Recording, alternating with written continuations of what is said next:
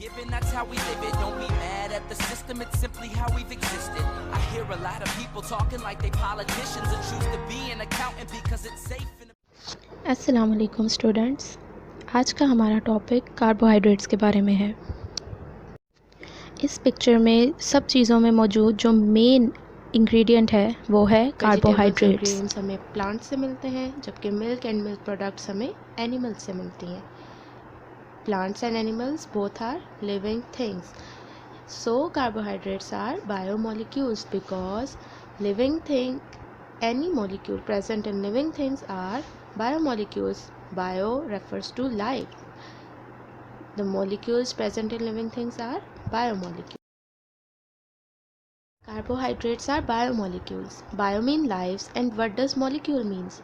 Molecules का मतलब ये है कि जब एटम्स, एक से ज़्यादा एटम्स आपस में मिलते हैं तो वो मॉलिक्यूल्स बनाते हैं। कार्बोहाइड्रेट्स कैसे बनता है?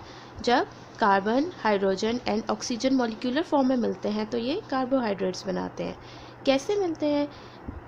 हाइड्रोजन एंड ऑक्सीजन की रेशो होती है 2:1, जैसे कि वाटर में होती है H2O, हाइड्रोजन 2 की रेशो में प्रेजेंट है एंड ऑक्सीजन 1 की रेशो में सेम।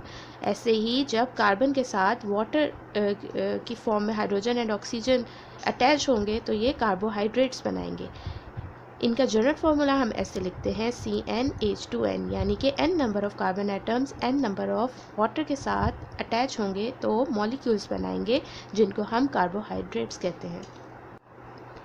कार्बोहाइड्रेट्स आर बायोमोलिक्यूल्स जो कि प्लांट्स और एनिमल्स में प्रेजेंट होते हैं। प्लांट्स जो हैं कार्बोहाइड्रेट्स को प्रोड्यूस करते हैं, एनिमल्स प्रोड्यूस नहीं कर सकते। एनिमल्स प्लांट्स का प्रोड्यूस किया हुआ कार्बोहाइड्रेट्स कंज्यूम करते हैं। तो एनिमल्स और प्लांट्स में कार्बोहाइड्रेट्स कहाँ से आते हैं? प्लांट्स प्रोड्यूस करते हैं एंड एनिमल कंज्यूम करते हैं, जिसकी वजह से हम इन्हें बायोमोलिक्यूल्स कह रहे हैं।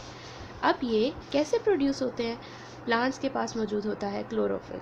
क्लोरोफिल जो है वो लाइट को ट्रैप करता है, सनलाइट को, और फोटोसिंथेसिस परफॉर्म करता है। फोटोसिंथेसिस इज़ अ प्रोसेस जिसके थ्रू कार्बोहाइड्रेट्स प्रोड्यूस हो रहे हैं। कैसे प्रोड्यूस हो रहे हैं? फोटोसिंथेसिस में क्या होता है कि सनलाइट, क्लोरोफिल जो कि लीफ में प्रेजेंट होता है, ग्रीन पिगमेंट, सनलाइट उसमें ट्रैप होती है। सनलाइट ट्रैप होने से रिएक्शन अकर होता है between carbohydrate and carbon dioxide and water. Carbon dioxide and water के बीच में जब रिएक्शन होता है तो they form carbohydrate and oxygen. When carbon from carbon dioxide react with water, they form carbohydrate and oxygen from the carbon dioxide released. ये photosynthesis का process है जिसके थ्रू प्लांट्स कार्बोहाइड्रेट्स प्रिपेयर करते हैं। सो फोटोसिंथेसिस में जब कार्बन डाइऑक्साइड वाटर के साथ रिएक्ट करेगी तो कार्बोहाइड्रेट एंड ऑक्सीजन बनेगा। कार्बन डाइऑक्साइड जब n नंबर ऑफ मॉलिक्यूल्स होंगे तो वो n number of water molecules के साथ रिएक्ट करेंगे, तब हमारे पास जनरल फार्मूला आ जाता है कार्बोहाइड्रेट का CnH2n, जिसमें कार्बन n नंबर है फ्रॉम हेयर एंड वाटर भी n नंबर है from here and n number of oxygen इसमें रिलीज हो रहे हैं। ये जनरल इक्वेशन है फोटोसिंथेसिस की, जिसमें कार्बोहाइड्रेट्स बन रहे हैं जिनका जनरल फार्मूला है CnH2n। C क्या है? कार्बन। H2O क्या है? वाटर। वाटर को हाइड्रो भी कहा जा सकता है, तो हम इस मॉलिक्यूल को केमिकली हाइड्रेट्स ऑफ कार्बन भी कहते हैं। प्लांट्स कार्बोहाइड्रेट्स प्रोड्यूस करते हैं बाय फोटोसिंथेसिस, और एनिमल्स जब वो प्लांट या प्लांट प्रोडक्ट्स फीड करते हैं तो कार्बोहाइड्रेट्स एनिमल्स में चले जाते हैं, यानी प्लांट कार्बोहाइड्रेट्स कन्वर्ट हो जाते हैं into animal carbohydrates. Carbohydrates living things में कौन कौन से फंक्शंस परफॉर्म करते हैं?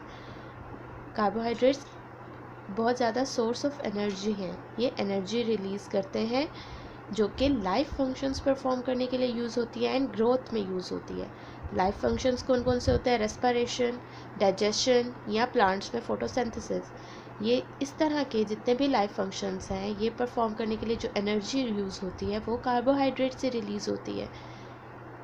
इसके अलावा जो कार्बोहाइड्रेट्स एक्स्ट्रा होते हैं, बच जाते हैं, वो स्टोर हो जाते हैं in animal and plant body as large and complex masses. Large and complex masses की जब हम बात करते हैं तो लार्ज मीन मैक्रो, तब हम लार्ज मॉलिक्यूल्स को कहते हैं macro molecules. That's why carbohydrates are macro molecules. Carbohydrates macromolecules भी हैं, कार्बोहाइड्रेट्स बायोमोलिक्यूल्स भी हैं। इसके अलावा कार्बोहाइड्रेट्स को केमिकली हाइड्रेट्स ऑफ कार्बन भी कहा जाता है। इनकी एग्जांपल्स क्या क्या हैं? कार्बोहाइड्रेट्स दो तरह के होते हैं, simple carbohydrates and complex carbohydrates. Simple carbohydrates की एग्जांपल्स में ग्लूकोज आता है जो कि एनिमल्स में प्रेजेंट होता है, फ्रुक्टोज आता है जो कि प्लांट्स में प्रेजेंट होता है, गैलेक्टोज आता है जो कि मिल्क एंड मिल्क प्रोडक्ट्स में प्रेजेंट होता है, सुक्रोज जो कि टेबल शुगर होती है जो हम घरों में यूज़ करते हैं उसको सुक्रोज कहा जाता है। ये सब एग्जांपल्स हैं सिंपल कार्बोहाइड्रेट्स की। जो कॉम्प्लेक्स कार्बोहाइड्रेट्स हैं वो होते हैं स्टार्च, जो ग्रेन्स में, पोटैटोज एक्सेट्रा डिफरेंट वेजिटेबल्स में पाए जाते हैं, वो होते हैं कॉम्प्लेक्स कार्बोहाइड्रेट्स। कॉम्प्लेक्स कार्बोहाइड्रेट्स की जब ब्रेक डाउन होती है into simple carbohydrates, they release energy which is used in life functions and growth, and extra energy stored as large and complex molecules called macromolecules. ये सब था carbohydrates के बारे में general introduction. Now let's study the chemistry of carbohydrates. Chemical naming जब हम carbohydrates की करते हैं तो हम उनके एंड में OSE यानी कि ओज लगाते हैं। केमिकल नेमिंग 2 बेसिस पर होती है। Number 1 is functional group, number 2 is number of carbon atoms. Functional group की बेसिस पर कैसे नेमिंग होती है कार्बोहाइड्रेट्स की, कि जैसे हमने पढ़ा कार्बोहाइड्रेट्स में 2 तरह के फंक्शनल ग्रुप्स होते हैं, हाइड्रोक्सी ग्रुप के अलावा कीटोन और एल्डिहाइड।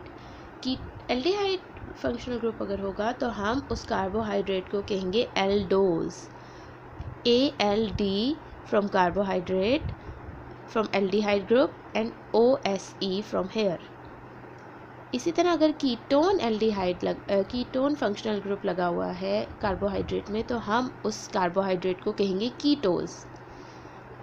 सेकेंड तरीका है हमारे पास नंबर ऑफ कार्बन एटम्स के थ्रू नेमिंग करने का।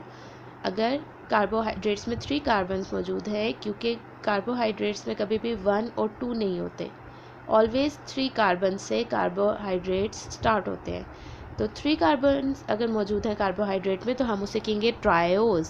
ट्राई का मतलब है 3। अगर 5 कार्बन्स इस कार्बोहाइड्रेट में मौजूद हैं तो हम उन्हें कहेंगे पेंटोज। 4 मौजूद हैं तो हम उसे टेट्रोज कहेंगे, टेट्रा मीन 4। पेंटोज कहेंगे 5 कार्बन वाले को बिकॉज पेंटा मीन्स 5। और 6 कार्बन एटम वाले कार्बोहाइड्रेट को हम कहेंगे हेक्सोज बिकॉज हेक्सा मीन्स 6। इसीलिए हम ग्लूकोज को हम एल्डोज कहते हैं क्योंकि इसमें एल्डिहाइड ग्रुप मौजूद है, और इसके अलावा हेक्सोज कहते हैं क्योंकि इसमें 6 कार्बन्स प्रेजेंट है। और फ्रुक्टोज को हम कीटोज कहते हैं क्योंकि इसमें कीटोन ग्रुप मौजूद है, और इसको भी हम हेक्सोज कहते हैं क्योंकि इसमें 6 कार्बन एटम्स प्रेजेंट हैं। केमिकल फार्मूला क्या होता है? केमिकल फार्मूला हम कैसे लिखते हैं कार्बोहाइड्रेट्स का? जनरल फार्मूला हमने पढ़ा CnH2n होता है। N is any number from 3 to 6 and onwards. अगर 3 कार्बन वाला हमारे पास कार्बोहाइड्रेट है तो हम N की जगह 3 जब इंसर्ट करेंगे तो हमारे पास C3 हो जाएगा। इसी तरह 3 × 2 H6 हो जाएगा। 3 × 1 यानी कि ऑक्सीजन हमारे पास 3 हो जाएगा। तो ये हमारे पास बनेगा ट्रायोज शुगर का फॉर्मूला, केमिकल फार्मूला C3H6O3। इसको हम ग्लिसरॉल्डिहाइड भी कहते हैं। इसी तरह पेंटोज शुगर का केमिकल फार्मूला हम बनाएंगे तो हमारे पास क्या आएगा? कार्बन एटम्स 5 है, C5, 5 2s are 10, H10 and O5। ये हमारे पास पेंटोज शुगर है जिसकी एग्जांपल है हमारे पास राइबोज प्रेजेंट होते हैं हमारे DNA एंड RNA मॉलिक्यूल्स के। DNA और RNA मॉलिक्यूल्स की बैकबोन में मौजूद होते हैं राइबोज शुगर्स फॉस्फेट के साथ मिलकर DNA और RNA की का जो डबल हेलिक्स स्ट्रैंड है उसका बैकबोन स्ट्रक्चर बनाते हैं, जिनके साथ नाइट्रोजन बेसेस अटैच होती हैं और डीएनए और आरएनए का मॉलिक्यूल कंप्लीट होता है। तो ये राइबोज शुगर प्रेजेंट होती हैं डीएनए एंड आरएनए में। इसी तरह 6 कार्बन एटम्स अगर मौजूद है किसी हेक्सोज शुगर में तो उसका केमिकल फार्मूला क्या होगा, C6H12, यानी कि 6 × 2 12 एंड O6। ये एक हेक्सोज शुगर है जिसकी एग्जांपल्स हमने अभी स्टडी की, glucose and fructose. That's all about carbohydrates. Next हम लेक्चर में पढ़ेंगे क्लासिफिकेशन ऑफ कार्बोहाइड्रेट्स।